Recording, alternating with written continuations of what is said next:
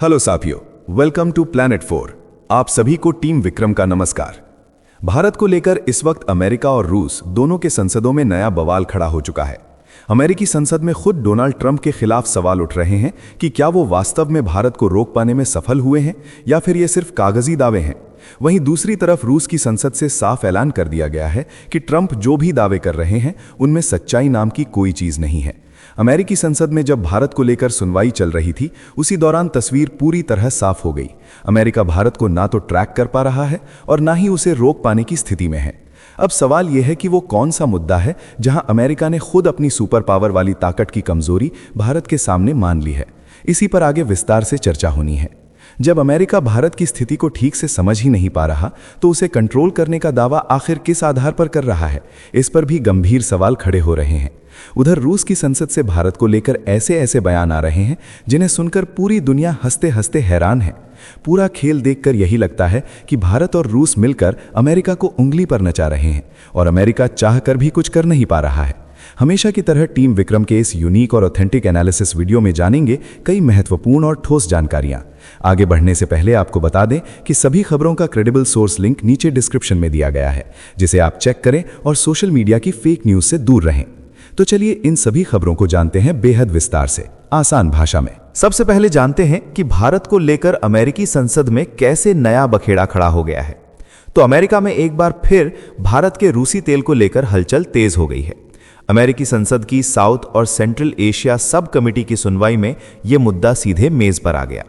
Republican सांसद Keith self ने साफ कहा कि रूस का तेल यूक्रेन युद्ध की आग को ईंधन दे रहा है और भारत के साथ होने वाला यह व्यापार अमेरिका की रणनीति के लिए चुनौती बन रहा है।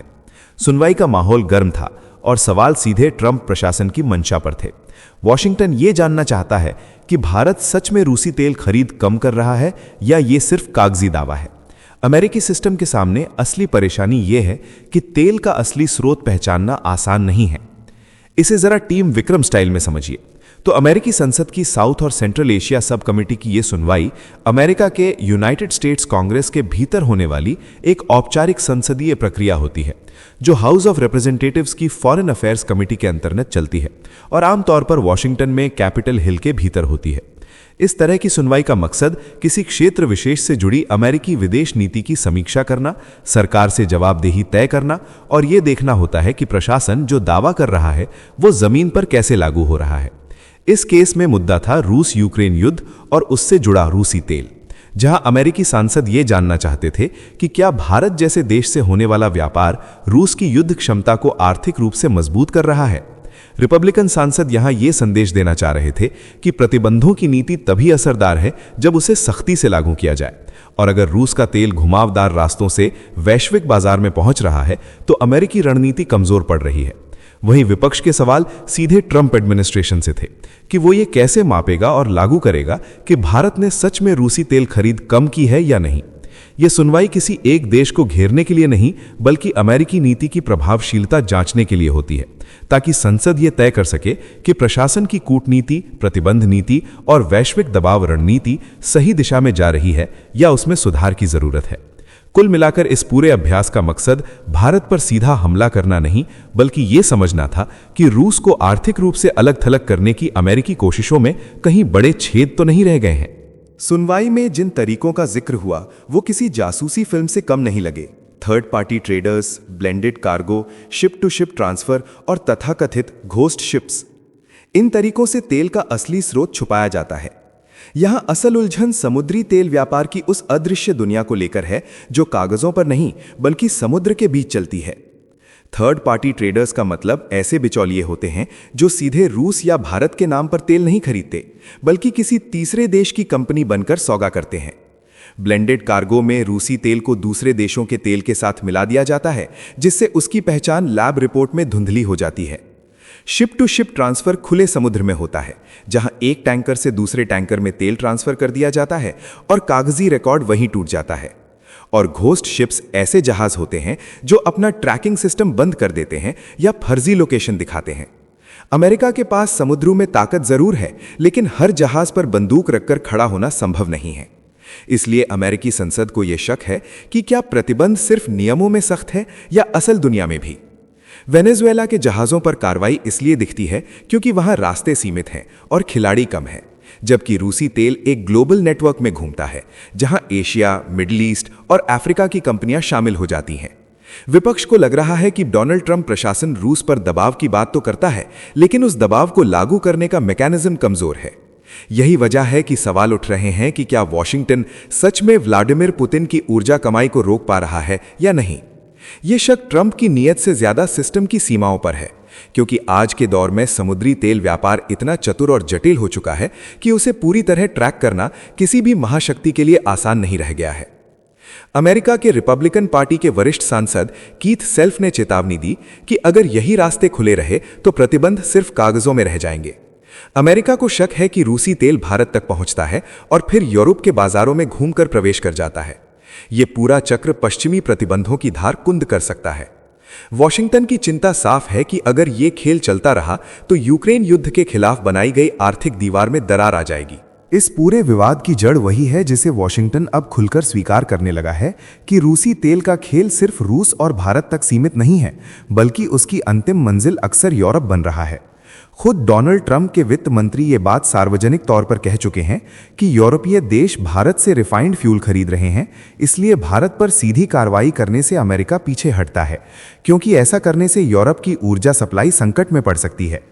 भारत सस्ता रूसी कच्चा तेल खरीदकर उसे रिफाइन करता है और वही डीजल, पेट्रोल और जेट फ्यूल खुले तौर पर यूरोपीय बाजार में पहुंच जाता है, जिससे तकनीकी तौर पर प्रतिबंध टूटते भी नहीं और रूस की कमाई का रास्ता भी चलता रहता है।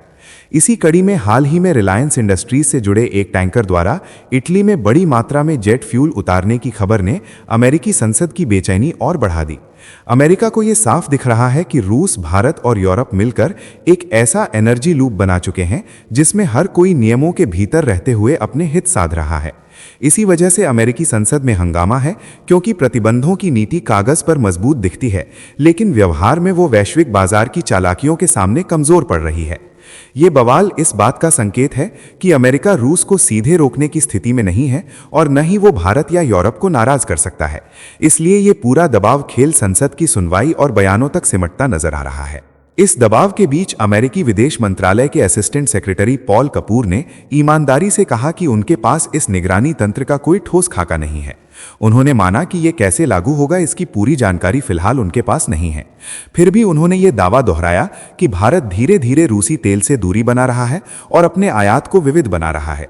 उन्होंने कहा कि भारत ने अमेरिकी ऊर्जा आयात बढ़ाया है और यही अमेरिका की चाहत भी है। वॉशिंगटन चाहता है कि भारत अमेरिकी तेल और गैस को विकल्प के रूप में अपनाए ताकि रूस की कमाई पर लगाम लग सके। ये बयान दरअसल एक राजनयिक स्वीकारोक्ति से ज्यादा सिस्टम की सीमा को उजागर करता है। जब पॉल कपूर ये कहते हैं कि निगरानी तंत्र का कोई ठोस खाका उनके पास नहीं है, तो वो दुनिया के सामने ये संकेत दे रहे होते हैं कि आज की सुपर पावर भी ग्लोबल एनर्जी नेटवर्क को पूरी तरह कंट्रोल नहीं कर पा रही है। यही अमेरिका जब वेनेजुएला या ईरान की बात आती है तो प्रतिबंधों में 1 इंच की ढील भी नहीं देता, क्योंकि वहां खेल सीमित खिलाड़ियों का है और यूरोप जैसे सहयोगी सीधे तौर पर निर्भर नहीं होते। रूस, भारत और यूरोप वाला मामला अलग है, क्योंकि यहां तेल सिर्फ कमोडिटी नहीं बल्कि एक राजनीतिक सेफ्टी वॉल्व बन चुका है। अमेरिका को यह भली भांति पता है कि पर्दे के पीछे रिफाइंड फ्यूल का रास्ता कैसे घूमकर यूरोप तक पहुंच रहा है।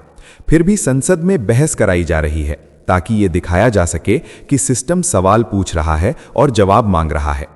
इस पूरे खेल में किसी एक पार्टी या एक देश की भूमिका नहीं है, बल्कि अमेरिका की दोनों बड़ी पार्टियां, यूरोपीय सरकारें, भारतीय रिफाइनरी हित, रूसी सप्लाई चेन और वैश्विक ट्रेडिंग हाउस सब एक ही धागे से जुड़े हुए हैं। इसी वजह से सच्चाई को सीधे स्वीकार करना किसी के हित में नहीं है। इसलिए अमेरिकी संसद बहस का मंच बनती है, मीडिया में शोर चलता रहता है और ऊंचे पदों पर बैठे लोग जानते हुए भी उस सच्चाई को नीति के पर्दे के पीछे छुपाए रखते हैं। साथियों, आगे बढ़ने से पहले आप सभी को बता दूं कि दुनिया भर की 100 से ज्यादा खबरें रोज शाम 9 बजे जी चिल्स चैनल पर एक साथ मिलती हैं। डिस्क्रिप्शन में लिंक मौजूद है। अब जान लेते हैं कि रूस की संसद से भारत पर वो कौन सा खुलासा हुआ है जिसे सुनकर पूरी दुनिया हंस रही है।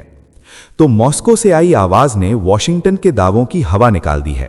रूसी विदेश मंत्री सर्गे लैवरोव ने संसद में साफ कहा कि भारत के रूसी तेल रोकने की बात उन्होंने केवल डोनाल्ड ट्रंप से सुनी है।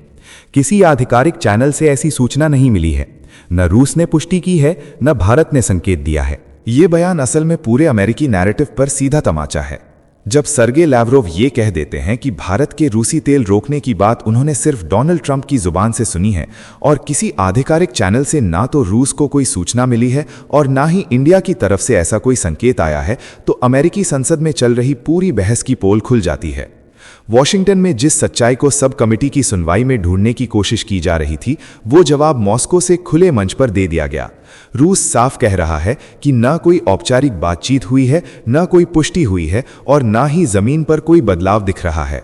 ये स्थिति दिखाती है कि अमेरिका के भीतर एक कहानी चलाई जा रही है ताकि ये साबित किया जा सके कि प्रतिबंध काम कर रहे हैं और भारत लाइन पर आ रहा है, जबकि रूस उस कहानी को सार्वजनिक रूप से नकार रहा है। यही कारण है कि ये पूरा दृश्य कई लोगों को हास्यास्पद लग रहा है, क्योंकि एक तरफ रूस बिना घुमाव के जवाब दे रहा है और दूसरी तरफ वॉशिंगटन में सांसद, अधिकारी और मीडिया उसी सच्चाई के इर्द गिर्द चक्कर लगा रहे हैं जिसे वे पहले से जानते हैं। ये साफ संकेत है कि अमेरिकी सिस्टम सच्चाई छुपा नहीं रहा, बल्कि उसे राजनीतिक सुविधा के हिसाब से पैकेज कर रहा है, ताकि घरेलू दर्शकों और सहयोगियों को ये दिखाया जा सके कि नियंत्रण मौजूद है, भले ही हकीकत उससे बिल्कुल अलग दिशा में चल रही हो। लावरोव ने यह भी कहा कि इंडिया की ऊर्जा नीति बाजार की जरूरतों और राष्ट्रीय हित पर टिकी रहती है। इस बयान ने वैश्विक ऊर्जा बाजार में संदेश भेज दिया कि फैसले दबाव से नहीं लिए जाते। मॉस्को ने दो टूक कहा कि भारत रूस ऊर्जा साझेदारी स्थिर है और दोनों के लिए फायदेमंद बनी हुई है। रूस ने अमेरिका पर खुला आरोप लगाया है कि वो भारत और अन्य देशों पर दबाव बनाकर रूसी तेल की खरीद रुकवाना चाहता है। रूसी विदेश मंत्री सर्गे लावरोव ने साफ कहा कि वॉशिंगटन टैरिफ, प्रतिबंध और आर्थिक दबाव के जरिए दुनिया की ऊर्जा सप्लाई पर नियंत्रण चाहता है। ये बयान ऐसे समय आया है जब ऊर्जा बाजार पहले ही अस्थिरता के दौर से गुजर रहा है और हर देश अपने हित सुरक्षित करने में लगा है। लावरोव का कहना है कि अमेरिका निष्पक्ष प्रतिस्पर्धा में विश्वास नहीं करता और अपने दबदबे को बनाए रखने के लिए गलत हथकंडे अपनाता है। ये बयान दरअसल अमेरिका की उस पुरानी रणनीति की तरफ इशारा करता है जिसे दुनिया अच्छी तरह समझती है। जब रूस ये कहता है कि यूनाइटेड स्टेट्स भारत और दूसरे देशों पर दबाव बनाकर रूसी तेल की खरीद रुकवाना चाहता है, तो इससे डोनाल्ड ट्रंप प्रशासन को थोड़ी राहत जरूर मिलती है, क्योंकि संसद में ये सवाल लगातार उठ रहे थे कि क्या अमेरिका सच में दबाव बना रहा है या सिर्फ बयानबाजी कर रहा है। यह भी संभव है कि सर्गे लावरोव का ये बयान कूटनीतिक संतुलन साधने के लिए दिया गया हो, ताकि ट्रंप को यह दिखाया जा सके कि मॉस्को अमेरिकी दबाव को गंभीरता से ले रहा है। लेकिन बड़ी सच्चाई यह है कि अमेरिका दशकों से प्रतिबंध, टैरिफ और आर्थिक दबाव को एक हथियार की तरह इस्तेमाल करता आया है, ताकि उसका तेल, गैस, हथियार और बाकी सामान वैश्विक बाजार में ज्यादा बिके और उसका प्रभाव बना रहे। इसी रणनीति के जरिए डॉलर को अंतर्राष्ट्रीय व्यापार की रीढ़ बनाए रखा गया है, जिससे अमेरिका को आर्थिक और राजनीतिक बढ़त मिलती है। रूस इस पूरे खेल को उजागर कर रहा है। लावरोव ने कहा कि अमेरिका भारत जैसे रणनीतिक साझेदारों के साथ रूस के व्यापारिक और सैन्य रिश्तों को नियंत्रित करना चाहता है। उनके मुताबिक डोनाल्ड ट्रंप प्रशासन के आने के बाद ये नीति और आक्रामक हो गई है। यूक्रेन मुद्दे पर भी उन्होंने अमेरिका पर भरोसा तोड़ने का आरोप लगाया। लावरोव ने कहा कि अलास्का में हुई बातचीत के दौरान रूस ने अमेरिकी प्रस्ताव को स्वीकार किया था और समाधान की उम्मीद जगी थी। इसके बावजूद अमेरिका ने नए प्रतिबंध थोप दिए। रूस का दावा है कि अमेरिका यूरोप और अन्य क्षेत्रों को महंगी अमेरिकी गैस खरीदने के लिए मजबूर करना चाहता है, ताकि ऊर्जा रास्तों पर उसका कब्जा मजबूत हो सके। उनके बयान से तो यही लग रहा है कि वो अमेरिका पर आरोप कम और ट्रंप का बचाव ज्यादा कर रहे हैं, ताकि विपक्ष ट्रंप पर हमला कम करे। इस पूरे घटनाक्रम में भारत ने अपना रुख साफ रखा है। विदेश सचिव विक्रम मिस्री ने कहा कि भारत कच्चे तेल की खरीद के लिए किसी एक देश पर निर्भर नहीं रहेगा। भारत कई स्रोतों से तेल खरीदेगा ताकि सप्लाई चेन स्थिर रहे और राष्ट्रीय हित सुरक्षित रहें। इसी बीच अमेरिका ने दावा किया कि भारत ने रूसी तेल से दूरी बनाई है और इसके बदले भारत पर लगाया गया अतिरिक्त टैरिफ हटाया गया है। साथ ही ये चेतावनी भी दी गई कि निगरानी जारी रहेगी। रूस ने स्पष्ट किया कि वो ब्रिक्स की अध्यक्षता के दौरान भारत के एजेंडे का पूरा समर्थन करेगा। इस वीडियो में फिलहाल इतना ही। जाने से पहले वीडियो को लाइक करके चैनल को सब्सक्राइब कर लें ताकि हमारी नेक्स्ट वीडियो आप तक आसानी से पहुंचे। और साथ ही हमें सपोर्ट करने के लिए नीचे ज्वाइन बटन पर क्लिक करके हमारे चैनल का मेंबरशिप ज्वाइन कर सकते हैं। टीम विक्रम जल्द हाजिर होंगे एक और नई अपडेट के साथ। आपका दिन मंगलमय हो। धन्यवाद।